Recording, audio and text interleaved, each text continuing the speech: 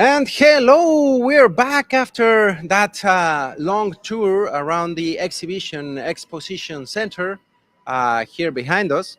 And now we have another very special, I would say, returning guest for the third time. Yes, I think it's a third time on TechWell conferences. No, but at the interview seat, the Señor Performo interview. It's I think fourth time, but Fourth I'm time, not oh my 100, God. not 100% sure. Third Yeah. or fourth. 3 or 4, yeah. Actually, he's a recurring friend that similar to some other like Julio earlier today. It's every star conference there has to be our amigo Peter. And welcome, amigo Peter. How are you? Thank you very much. Doing well. How you doing? I'm doing, holding on. Getting tired by the end of the day? Yeah, it's been a long conference week because Yeah. we started with tutorials. You as well, right? Yes. Was super busy from the very beginning, and yeah, I'm already starting to blink unevenly and but the show must go on. Yeah. And so I know that we have talked many times. We have introduced you many more times, but for the few ones that still do not know you, give us a brief description. Who is Peter Földházi? All right. So Did I did it good? yes, perfect. Yeah. So I'm Péter Földházi, and it's very important because Leandro always wants to pronounce my name well, and he does. But he was really worried at the beginning, the first couple of times, and I think you are getting more confident in saying Földházi. You know, at the beginning, I was doing the Spanish pronunciation, Yeah. Földházi. Földházi, And yeah, no, it's very different. yeah. Now you're doing it the Hungarian way. Yes, I Yes. made it. So yeah, I'm Péter Földházi, and I'm working for EPAM Systems that you can find here. And yeah, and I've been with the company for 12 years now, so quite a long time now. And they are the ones who brought me over to the US. So I already started with them back in Hungary, and I'm going to be celebrating 5 years in the US very soon. And yeah, and I'm working as a quality architect, primarily helping in test automation, but overall quality as well. If any of my new clients are struggling with QA processes or test automation, how to design and build test automation. So usually that's what I'm involved with. And beer testing, producing Yeah. software, code. And we were talking earlier, he is a quality architect, arquitecto de calidad in Spanish. Exactly. We were discussing like the difference in which to pronounce. But I almost feel like you are borderline Debrel for EPAM, an advocate here coming on, because our amigo is always in the conferences, right? Yeah, I'm not that busy this year, but I'm hope to be a little bit busier next year. Yeah, I try to be obviously there on the technical events. That's my goal this year, to just really focus on the technical events. But maybe in the next year, I'm going to add a couple more conferences as well. Sounds like we are gonna see you in StarWest. I hope so. Okay. I don't know How- if I can spoil any fun, but No. Well, we won't spoil anything today because the interesting things already happened. How about AI Con? because I'm not going to be there, but my colleagues are going to be there. So with the Test.io brand of EPAM. EPAM Sure. has all the, I call them the AI mafia from EPAM. Yeah, that's probably a good way to say. Put this. Tell them I came up with a name. I don't know if Jason will be. Yeah, Jason will be. Yeah, that's a That's a silly good- name, right? So, amigo, you had a packed conference this time. Please Oh, tell us how many things were you doing this time? well, only two things, but both of them were like for me they were big. One is a half-day tutorial, so where I teach people how they can become the quality consultant of their own organization. So basically, a QA architect or a QA coach, depending on what company you're working for. And so that's more focused on overall processes, a little bit of technical details, test automation pyramid driven uh, consulting or architecting. that's one thing. The other thing was the keynotes. So this time I wasn't there for doing a lightning keynote. Yeah. Instead, it was 10 times 6 minutes that I had. Because last time our amigo Peter did a lightning keynote. Well, we did. We both Yep. were on the stage. Sadly, I was after him. Well, after you was Sandy, and then it was me. Yes. And Yes. that was tough because his lightning keynote last time had music, leather jacket, sunglasses, Schwarzenegger, Terminator, and Péter Földházi standing up and making sure that we all knew how to pronounce his name. Yeah, that was the main goal, but of course to make sure that all of you have fun. And I definitely heard Földházi pronounced well, much better this time. So it seems that it was an effective way of teaching people. At the very least, the right people know that it's important that they start at least practice it. I'm every morning like, Földházi, I gotta get it right every morning. Getting there, yeah, it's good use. But you mentioned your tutorial before for this STAREAST 2024. I'm curious, when you are teaching on your tutorial, is it the first time you teach this one? No, so actually the first time I taught it was 1.5 years ago on the StarWest, and then I taught it the next year, so that was last year. Mhm. I had it on StarEast, StarWest, and on the Agile DevOps West. So it's already a tradition having Peter's tutorial here. And I am curious if this time, during the tutorial, sometimes your alumni, they have questions, they have some things that like, hey, could you clarify here? Could you clarify there? Or at the end, did you get any interesting questions this time? Oh, uh, it's interesting. Yeah, absolutely. So the thing is, I come from Europe, and how we do tutorials in Europe is a little bit more exercise focused. Here, I think people like to go more, like they like to go into details as well a lot, but there are more questions here, and people really want to also understand the high level value of how you can apply what you are learning from us. So it's the approach is a little bit different here, and that's actually what I'm starting to think that probably I will either scrape the whole exercise or Mhm. I'm going to just shrink it, because there were so many questions this time and so many conversations going on that I just couldn't have all the exercise. I wanted to have 90 minutes and we only had like 40 minutes for the exercise. So additional 50 minutes of discussion. And yeah, Wow. and I was already calculating with some discussion happening, because that's one of the big goals of a tutorial, at least for me, is to make sure that people are sharing their their situation, their pain points, or how they are solving those challenges that they are facing. So it's Mhm. obviously I have well, I started testing in 2006, so I have around 18 years of experience in testing, development, and domain expertise, and so on. Uh, so obviously that's 18 years of experience. But when there are, let's say, 30 people in your tutorial, and there's an average of 10 years of experience, that's 300 years of experience that everybody is Oh, bringing to the wow. table. That's a key aspect here. I have answers to basically most of the questions, but there might be specific questions where someone has an even better answer. And I like to let them speak as well and tell their story. And maybe the way they do it is something that none of us have heard about before. Or Mhm. maybe it's a good solution, but maybe I can give them some recommendations which they can use to further improve what they have.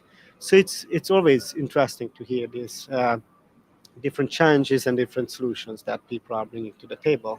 That's a very good point because in conferences is where I have been able to and tutorials, workshops, and all this type of events. It's where I have been able to compare notes, to call it in a way, Mhm. and see how other people, because yeah, we may have a added total hundreds of years of experience, but 1 year of experience of him or her might be very different from me. Exactly. And something that for me it has always been useful. See how some other people work, share some working exercises with people. Like, whoa, you can do it that way. I never thought of that. Wow. And you always can pick up on something that will improve your processes. Yeah. And the other element that I you got me even like, uh-oh, I need to change things. I've never presented a tutorial or workshop in Europe. Oh, And you are right. Here it's it's a, people want a lot of information, a lot of discussion, high level. But if they want more focused on exercises, oh, I need to tune some things because I'm going to Europe soon on some workshops and tutorials. And I go, oh, thank you. yeah, you're right. Yeah, it's very different. And if you want, like later on as well, we can discuss it. But yeah, I like that. I like the diversity in that. That depending on like even like which continent, which in which country you are in, and even inside a country, like which conference you go to, uh, the focus is going to be a little bit different.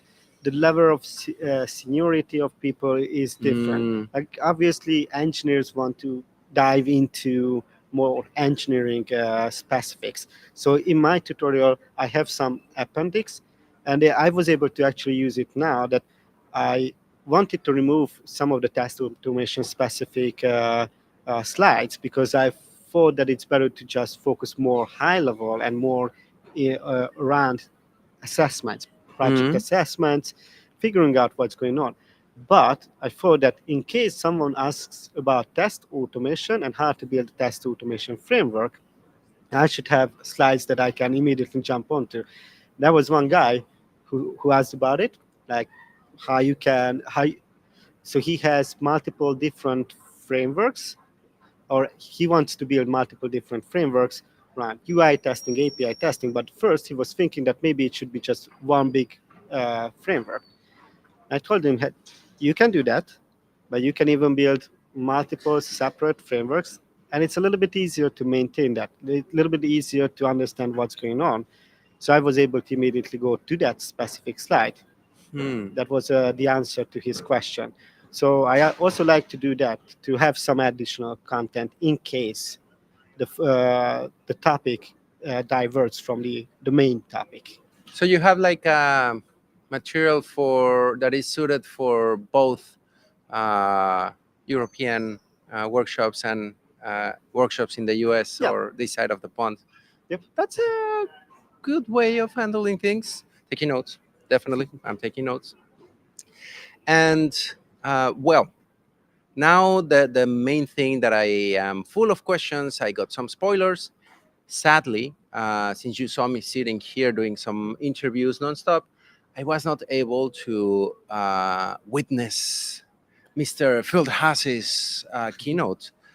So, do you mind sharing with the audience? By the way, if you are registered in the TechWell StarEast platform online or on the mobile app, I think that I'm not sure of the mobile app, but for sure in the web application, in the web platform, you can watch the recording of his keynote. But please, what was it you with your keynote? And actually, you can watch it in the mobile app as well. I'm Oh, you using just the checked? mobile app. Yeah. Okay, thank you. So, so I'm not going to spoil all the fun then. Go and Uh, watch it. Go and watch it. yeah, especially I heard the ending ending. is special. Yeah. Well, you already told everyone that last time I had that Schwarzenegger talk, the Mhm. Földházi talk, which like I like to do lighter things for the lightning keynotes, but for the keynote as well, I thought that I would do lighter as well because usually I come with like very technical topics. I like to like I have an engineering background, so I like to deep dive with how a framework is designed and is actually built. What are the different concepts that you can follow? But then I thought that okay, I'm going to be in front of hundreds of people, and not everybody wants to hear like some boring test Technical jargon. automation. Yeah, like yeah, for me it's not a boring thing to talk about and listen to test automation topics, but not But if you everyone ask is my like- wife, probably it's gonna be like, yeah, she may need some ChatGPT to talk to me about Yeah. those things. yeah, but also people who join this conference, not everybody wants to hear all these technical details, which is understandable.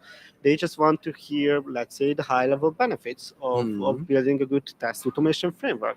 So what I thought was, okay, let's bring something that's a little bit more personal and it's more digestible for anybody. And it was basically my story of testing and my background, that I come from Budapest, and Budapest is basically originally from like it's Buda from your side, Buda and Pest, so west and east side, two cities that are formulated into one. Actually, three cities, but Óbuda, the old Buda, got merged to Buda, and then they merged together with Pest.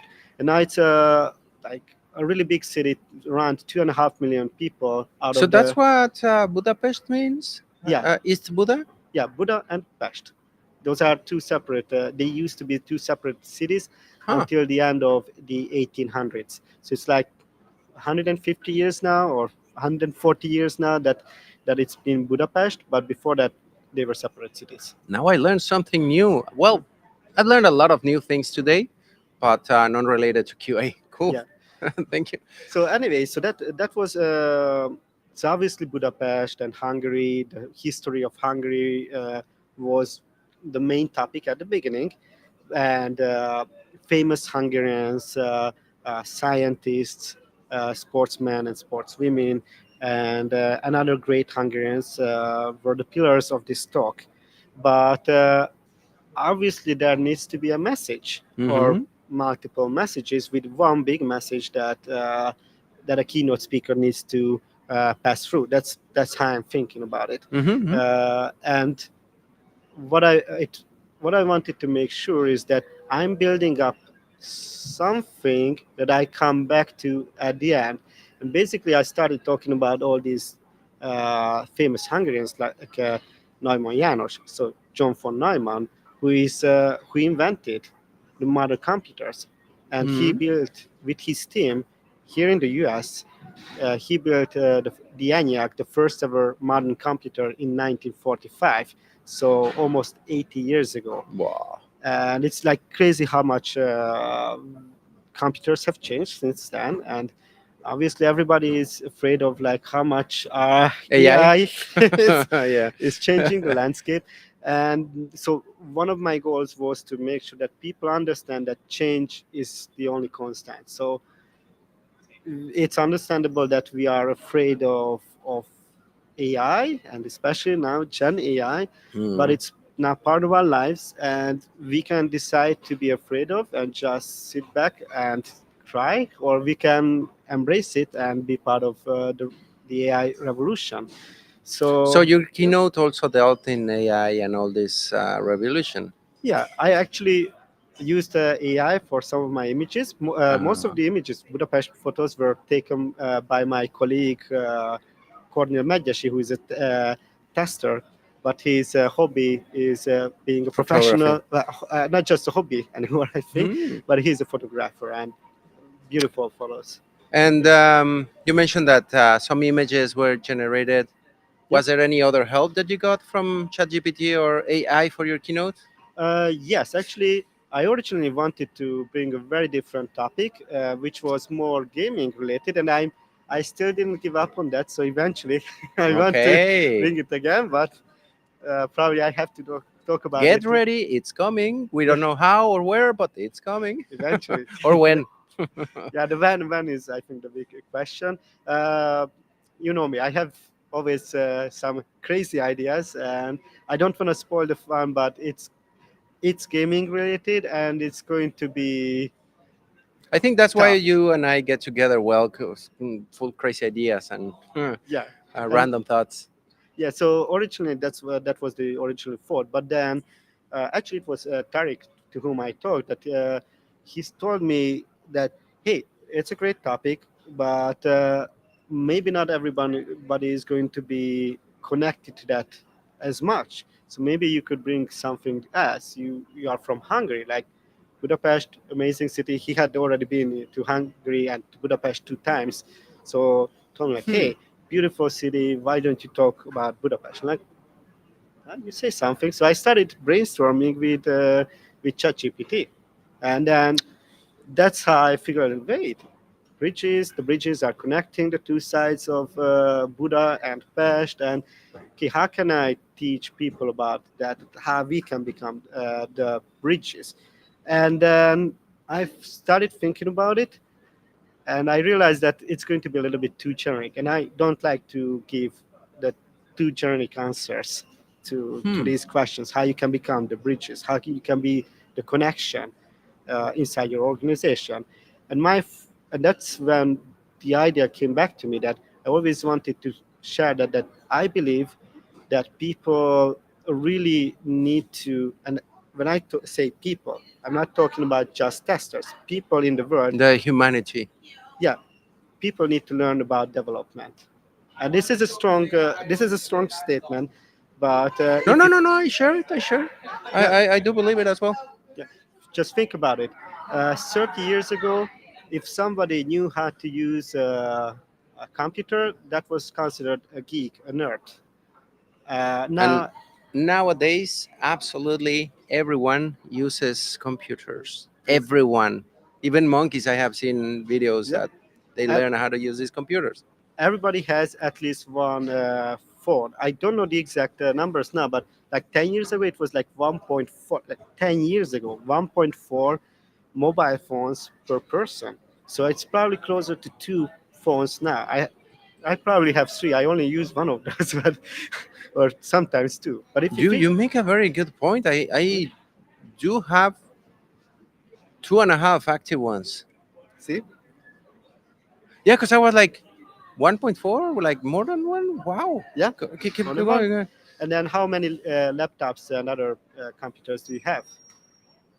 That I use or that are in that basement that Let's go with what you use. oh boy. Not the computer history. Yeah, because I some of them go to the repository and you forget about them. Oh boy. 4. Or But we are kind of special cases, right? I know, but if you think, and again, in the 90s, I remember that in the That end was of the under one. 90s, that's when Hungary, for example, in Hungary, it started to be a thing. And at the end of 90s and beginning of the 2000s, more and more households started to have a computer. In the 90s, if a household had with just one computer, that was like, oh, you're rich. Mm. And then, Not necessarily rich, rich, but weird. Or yeah, because it was for enthusiasts. Not everybody oh yeah, truly needed one. That is interesting. It's an interesting perspective. And uh, what a few final thoughts on your keynote. yeah. So that's the thing that now using the computers already beginning of 2000s it was mandatory. Now of course we are in the age of AI and prompt engineering, so that starts to be a thing. But I believe what's missing, one of the missing elements is learning coding. You don't have to become a coder, an active coder, but just take a couple of weeks, couple months, and learn about like how, like say, HTML looks like, and like how you can build your own website from scratch. Obviously, not a difficult one, but like to understand some of the basics of development. And even if you are not a developer, and even if you are not a tester, it can come really useful to you. I have heard that some schools and even some countries, like almost by law, started adding coding into the syllabus. Great. Uruguay is one of the countries where you come out of preschool, high school with a little toy laptop so that you can start coding, but not coding, but something that will give you the programmatic thought. Yeah. And that I think that's super important. I do agree with you. And well, moving away from this message that you wanted to share in the keynote, and you mentioned and did some got some attention towards what's coming. Sounded like you have some plans, coming plans, that you're working on some things. Not only that talk that you mentioned, Uh-huh. but some other things are coming. The only problem, like I need to You wait can't until speak about it. I can partially, but I have to be very careful how I'm saying things. So uh, tomorrow we will see if I am allowed to talk about it. As per my Oh, understanding, most from probably yes. tomorrow onwards, I will be allowed to finally talk about it. One thing I can say is that we are reshaping a little bit the landscape of test automation and how test automation is taught. Does it has to do some AI involved? Some have a No, feeling? No. that one is not. But if you are Ah, thinking about AI, I can talk about that as there well. are But some other things on AI. Yeah, yeah, yeah. yeah, Well, last question before we wrap it up. yeah, I know it's not something that you speak, that you have Tariq and all the other guys, the AI gang, mafia. yeah, but Um, are you going to be playing any AI other than asking ChatGPT if it's the right keynote? which one is right? You know the Yeah, yeah, yeah. Are you going to be using or testing AI or doing yeah, so many other things? yeah. So if I understood it correctly, so basically, I'm already leveraging AI, Mm. and that's something I can talk about. So EPAM has a project called Project Alita, and we are hopefully going a little bit more public soon about that. But Okay, okay. I Don't worry. yeah, I can. That's It's different. So fine. Okay, yeah, okay, that's okay. fine. I can talk about it. So so we've been working on it for a long while. I personally, I'm not a developer of Mm-hmm. Project Alita, but I'm a user of Project Alita, and so far You like it? it's really impressive. And I'm a doctor. So at the Oh, beginning, I was giving all the negative you were feedbacks. a skeptic. Yeah, but that's how it can improve, and I think it's pretty solid now, and Mm. so it can help from all the way from generating user requirements, generating test cases, page objects, and step definitions. So your automated test cases, like this whole process, all the way from requirements to automated test cases, you can go through with it and generate the whole content. Obviously, you need, and this is where again my talk comes in, and not Mm-hmm. just mine, but other people's as well, that prompt engineering is here. It's not the future anymore. You need to learn how to properly do prompt engineering, how you can set your context properly. Otherwise, you are not getting a good result, even with a good tool such as Project Alita. It's a great tool, but you need to learn prompt engineering. Yeah, it's like the question now is not if it's coming, if it's the future. It's already here. The Sure. question is like, how many of you have not used it? And that's like, I don't know anyone firsthand that has not played a little bit with ChatGPT. There are people. There are, There are still a lot of people but who have not. still, yeah, I think we can find some. Yeah. That's the point. Almost everybody has used it. The first time you use it is like, wow, I'm gonna be Yeah. using this so much, and you won't stop. And okay, so to close it down, amigo Peter, where can people follow up with what you are doing? I know that you are Mhm. active on socials and talks, presentations, keynotes. Where can people follow up with you? Yeah. So you can follow me on LinkedIn. So that's where I'm mostly active nowadays. Péter Földházi, so you can find me there. The name is down there in the corner. If you need to Yeah, find out how to write it, follow up Peter. yeah, so that's where I'm most active now on X, or like X Twitter. I'm not too active, to be honest. Like I never was a big Twitter user, but I do have it. Sometimes I do post it because Because you otherwise, have to. yeah, I have to. But yeah, but it's mostly LinkedIn, and I have a Földházi Junior? yeah, Peter Földházi Jr. on LinkedIn. And my webpage is peterfoldhazi.com without the accents and the umlauts. So Yeah, yeah, yeah. that's easier. I think we wrote it without those there in the corner. Yeah, You'll be able to find the webpage. yeah. And so I haven't been active on writing new blog posts and articles, but this is something I want to ramp up again in this, like from summer onwards. That's the plan. Uh, I want to have especially people who want to interview. I know that a lot of people have been unfortunately fired in the last 2+ years in the tech industry. Hmm. So there have been a demand. So I was helping a couple people getting jobs, and Oh. luckily so many of them were able to. So If you're looking for a job, you know who to call. yeah, well, I hope that, well, I won't be able to mentor every single person, but I will try to provide information. that's pretty much what we are trying here, to help people mentor and share whatever knowledge we can have or we can get or find around here in the conferences. Amigo Peter, thank you very much for coming and joining us today. Thank you very much, amigo Leandro.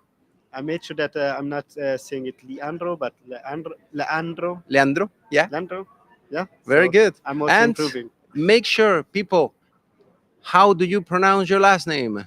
Földházi. Good. Okay, that's Mr. Señor Földházi with you guys.